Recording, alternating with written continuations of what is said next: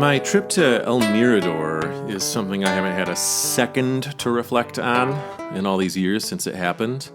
This is mainly because I stepped out of 6 days of hiking to an ancient jungle city and all the isolation that entails, and out into a world besieged by COVID. Yes, that's right. COVID hit while I was in the jungle. Once I was on the van back to Flores, Guatemala, and my first time with cell service in a week's time, I was besieged with tales of a virus coming out of China that had the potential to cause chaos. I hopped on a plane home pretty much right away, and I landed in Chicago O'Hare Airport, where, no joke, employees were wearing hazmat suits. And there were sick people around me. There was sick people there. 2 Spanish people in line directly behind me were sick as dogs, coughing, hacking, stuff I guess probably we can't get away with in public now. And no surprise, I came down with COVID just a few days later, and pretty much right on the first day of the government-mandated shutdown. And after COVID, my life changed drastically. I've been traveling since then almost nonstop, 5 years now, and my footage of the city of El Mirador was quickly bumped down to the bottom of the pile of videos of archaeological sites I've accumulated since then.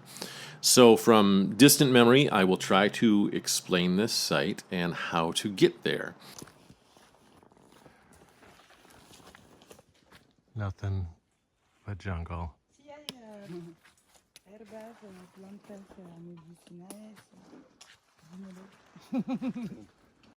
El Mirador is one of the biggest cities of the Maya Empire, and is also one of the oldest, dating from the early pre-classic to late pre-classic period of around 1000 BC to 100 AD. It is distinctive in that for such an old city and such an early time of the Mayan civilization, it outdoes most of the other subsequent Mayan kingdoms in terms of size, advancement, and architecture. It's like the Maya sprang up with the knowledge to build monolithic cities almost immediately and set upon that task right away. We call the place El Mirador, or the Lookout, because the city contains the tallest pyramid in the world. Yes, taller than the Great Pyramid of Giza in Egypt.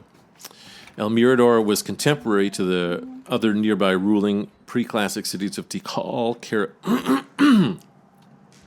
El Mirador was contemporary to the other nearby ruling pre-classic cities of Tikal, Karakal, and Calakmul, but unlike the others, it is barely excavated. The study of it is just beginning, and it is hella remote.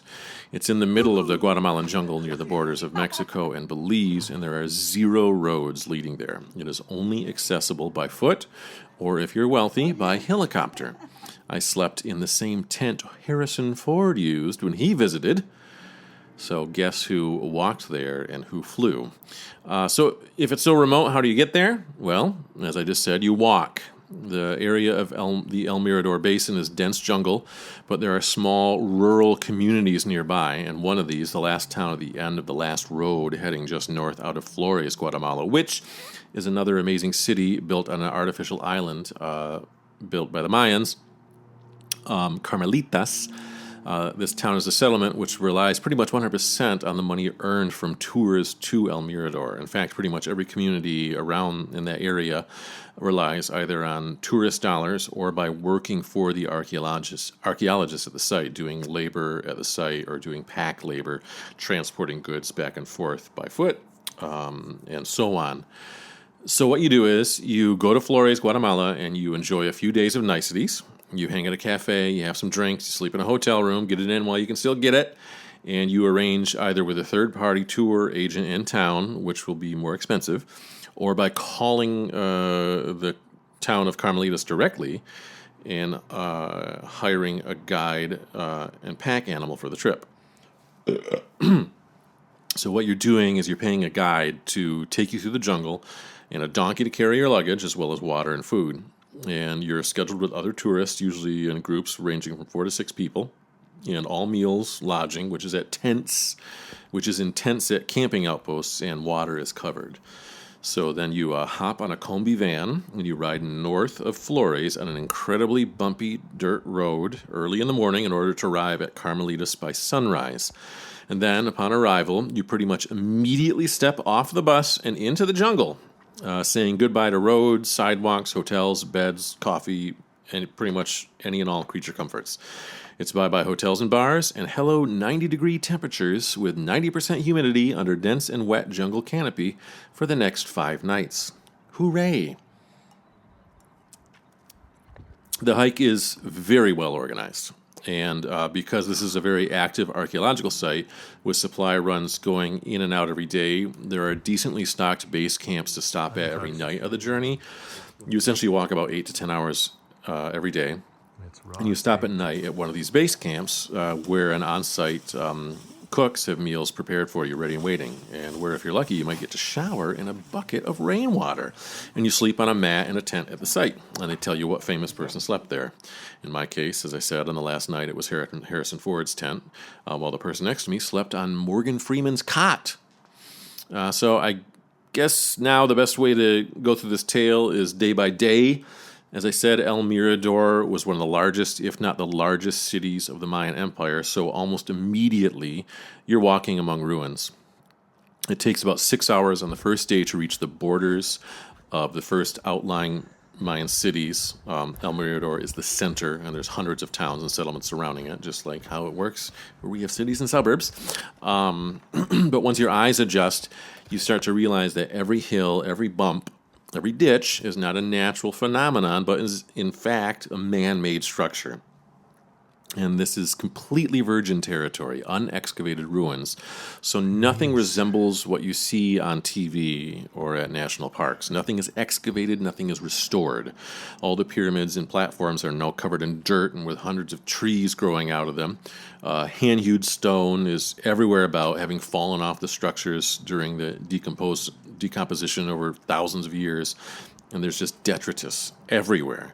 It's chilling to be walking, through the streets of what was essentially the Manhattan of the Mayan world, to be smack dab in the middle of thousands upon thousands of buildings, all of them destroyed, decomposed, and forgotten, which is all a reminder of how good we think we might have it. It's all going to disappear right away.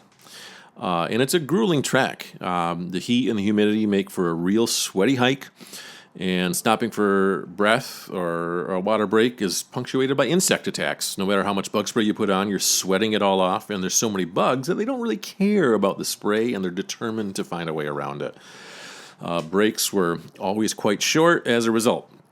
The bugs tended to stay off you if you were moving, but once you stopped walking, they came in like a black cloud, so any desire for rest was killed off instantly by the desire not to be eaten alive. So breaks were short, and exhaustion was constant. And there's no fixed paths due to the jungle environment being ever-changing. The only constant was mud to slip on and roots to trip over. And as I said before, all this misery was against the backdrop of a never-ending city, of 3 days there, walking 10 hours a day through abandoned city. And the funny thing was, the only scant relief from the grueling hike came in the form of sakbes, Mayan roads. A sakbe, or sakbeab, is a Mayan road, usually used to connect temples or settlements. They were engineering marvels, perfectly flat and level raised platform roads that pointed in straight lines for miles. They were constructed of stone and earth, lined with stone ridges, and then covered in limestone and plaster. And the ones at El Mirador were usually over 20 feet wide and sometimes as high as 20 feet tall as well. And the trek would suddenly become a fair bit easier anytime we reached a heavy population center or the remains of a heavy population center.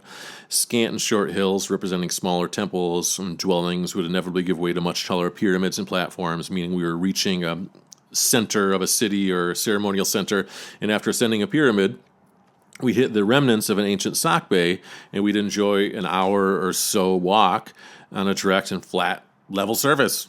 And this was a blessing whenever the fatigue was getting tough. And all in all, the hike was more a psychological game than a test of physical strength. I've done way harder hikes. I'm sure you've done harder hikes in terms of mountains or difficult terrain that require more than just classic put one foot in front of the other style walking. But those hikes had more in terms of scenery to keep the mind distracted or to keep eyes set on a goal. Like in the mountains, you're able to see where you're headed off in the distance, and the terrain changes and the view is spectacular.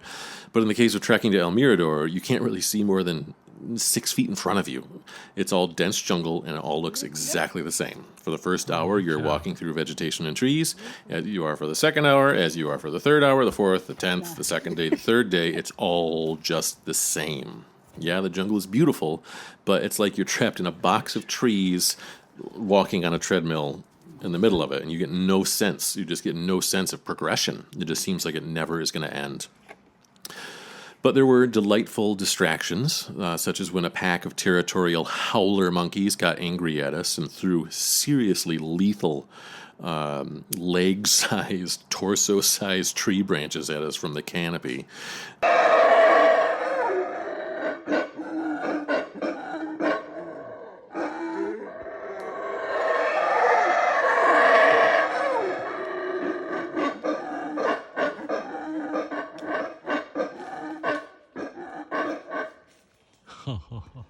Literally screaming at us and throwing chunks of wood at us from 100 feet up.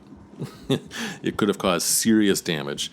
And the bugs, the bugs. Have fun pulling ticks off you every night. It's like a counting game. And also have fun with all the friends who will find their way into your tent and sleeping bag. Luckily, the exhaustion and the filth of dirt and sweat take your mind off the 12-legged thing crawling across your chest late at night. And that's it. You do that and you repeat. You get up at like 4:30 in the morning for breakfast, all of which was vegetarian, I might add, because there's no electricity or refrigeration. And then you start the hike in the dark of the early morning, enjoying those 2 scant hours free of the baking heat. And you walk all day, you marvel at ruins all around you, and you collapse from exhaustion at night. So after 3 days hoofing it as fast as you can over what I was think 40 or so miles of jungle, after seeing a lot of Mayan city, you finally reach the center of what is officially known as the city of El Mirador. And it is worth the trek, people. For all you see on the way there, all the ruins you see on the way, it does not prepare you, it does not compare to just how fucking big El Mirador is. And the city is too big and its history is too complex to go over well from memory, but I will explain in brief. So the trademark of El Mirador architecture is that these people built massive platforms upon platforms, and some of these platforms 50 feet tall each. And on top of the platforms, they always built a trio of pyramids. And so that's how we get the tallest pyramid in the world here at El Mirador. The pyramid itself isn't built from the ground up. It's not one construction.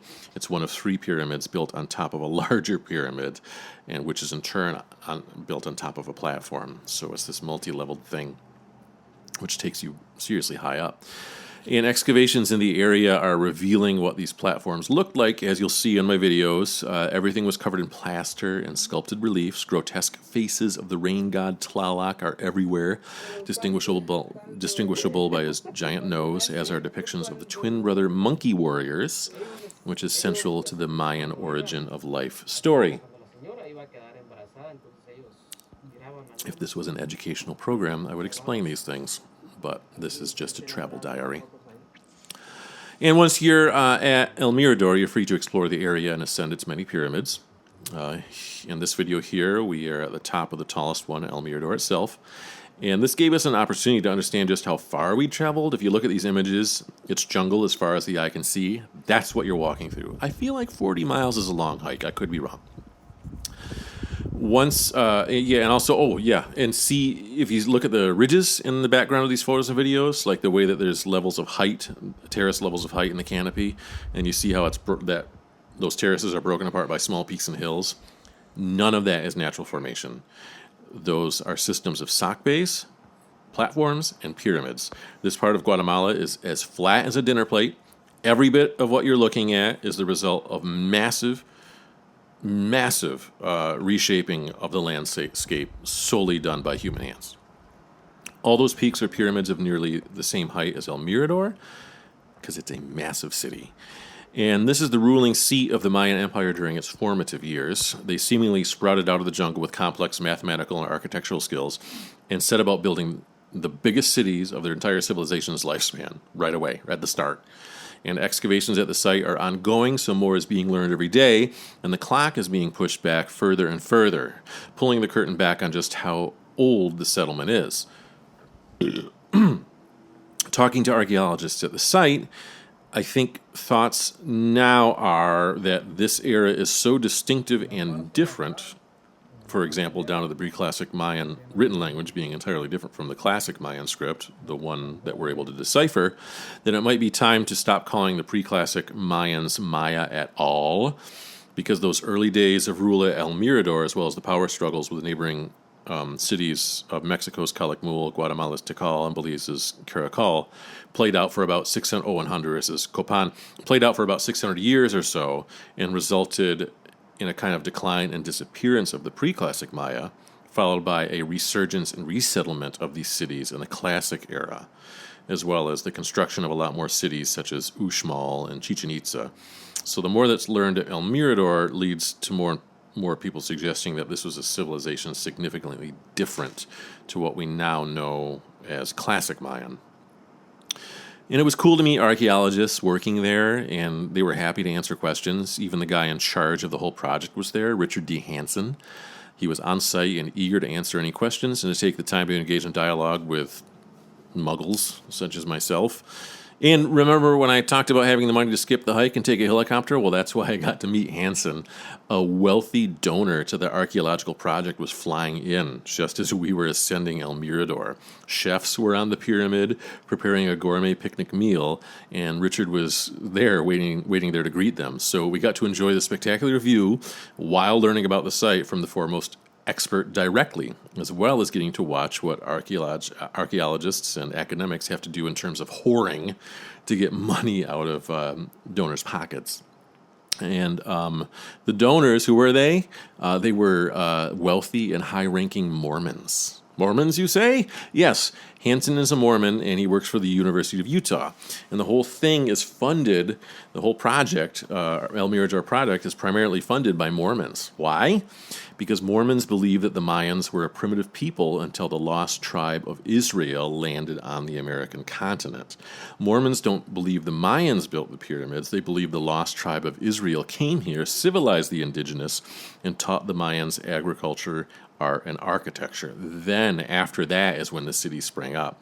So imagine that, all of this is funded by a fruitless quest by wealthy donors, religious donors, to find archaeological evidence of the lost tribe of Israel, which is a story made up by a con man, Joseph Smith, who would bury his face in a top hat and talk to spirits. And the first iteration of this story was he would talk to the spirits to get information to tell prospectors where to find buried treasure in the newly settled Americas.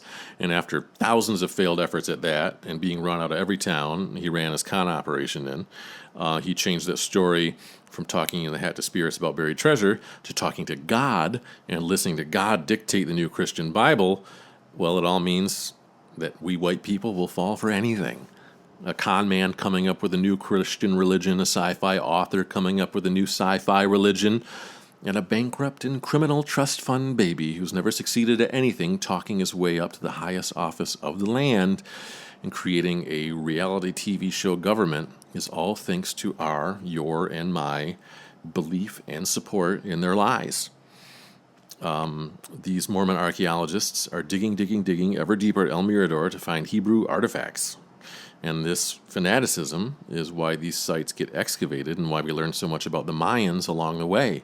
It's an uneasy alliance of science and theocracy that's existed for as long as the modern world. And that's it, folks. After you see it all and have a day to relax at the site, you turn around and you do the exact same hike you did on the way in, on the way out. You walk straight back the way you came. And with the promise of El Mirador in front of you, it takes a lot more willpower. It was easier to do the walk there, and on the way back, it takes a lot more willpower to do that hike back. We made it. 5 days in the jungle, on foot, emerging into civilization. And I'll just end it. Here's a photo of us the moment we stepped out of the jungle. As you can see, it was hardest on me. I'm the guy doused in sweat. I'm also twice the age of everyone else, so I'll just say, hey, I hiked as long as the early 20s folks. But the guy with the dreads, the French guy with the dreads, was incredible. He did the whole fucking hike barefoot. He was wearing shoes on the bus. He was wearing shoes in the lodge where we signed up for the tour. And when the guy says, okay, it's time to leave, he took off his shoes and did the hike, and the guides, the local Guatemalans, were like, "What? What are you doing? That's not safe." And he's like, "No, I do this all the time." They eventually relented to his insistence that he could do it, and and he never wore shoes for the whole hike. That was so wild. And he and his girlfriend, the gal in the photo, they were starting a 6-month trip around the world. And as I said, we walked out of this and into COVID. So I wonder what happened to their trip. Probably got canceled. Well, that's El Mirador, folks. Hope you enjoyed.